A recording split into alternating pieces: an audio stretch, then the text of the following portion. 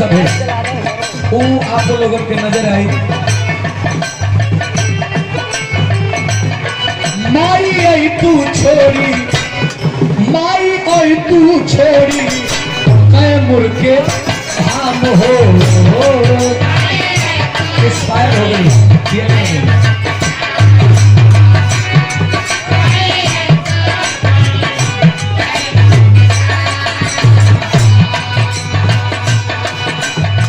शांति से बैठ जाई सबे। झांकी निकलत बा, धीरे धीरे झांकी निकल जाई।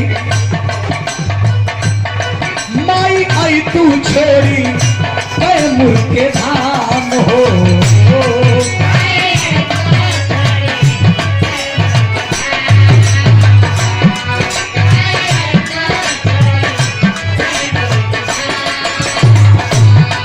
शाही पहाड़ा बंदेरा सितार नावना, शाही पहाड़ा बंदेरा सितार नावना।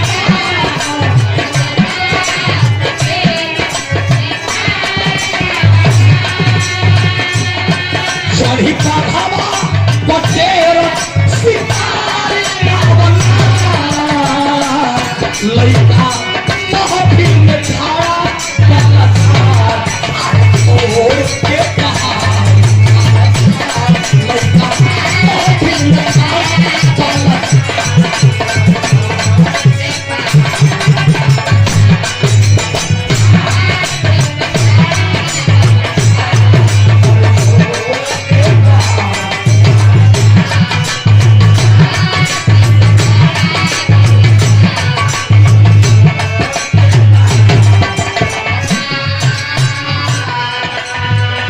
हे माई हम का गाई आ का बजाई।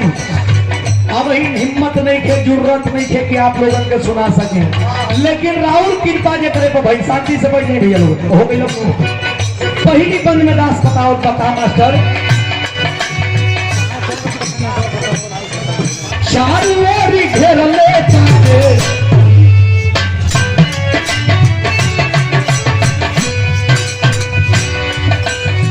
चारों ओर घेर ले जाते दुख के बदरिया।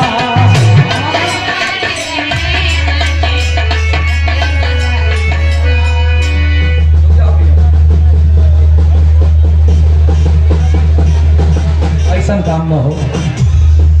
हमें अभी आंकड़ा लगावे लगू तो से न करे, हने न करे। आंकड़ा लगावे लगू तो से 5 साल छोट होगा। हाँ ऐसा काम मत करा। जब हक पद बनता हाँ पेट छीन के दूसरा और मत फेंक भैया।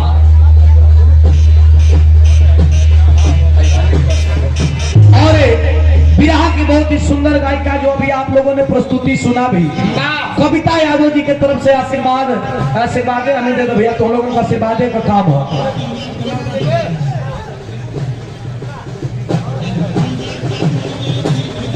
कविता के तरफ से एक पुरस्कार आएगा, माता रानी खुश रखे। और एक देखे शानदार दूसरा पुरस्कार मैंने कि चारों ओर घेर ले बाटे दुख के बदरिया। चारों ओर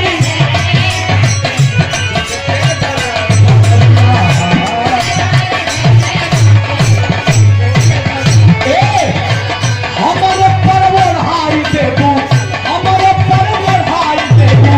अपन हाई हमारे परवर हाई देबू, अपन हाई चुनरिया।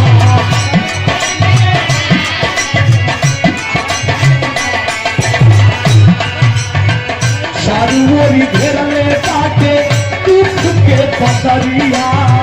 हमारे परवर हाई देबू, अपन हाई चुनरिया। चारों ओर घेर ले बाटे दुख के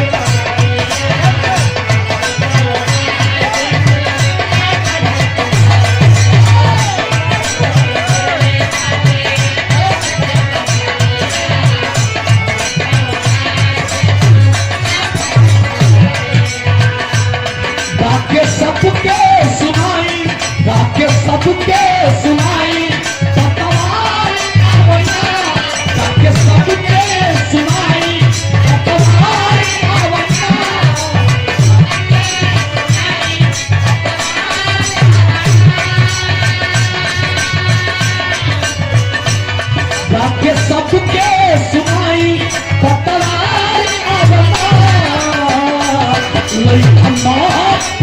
छाया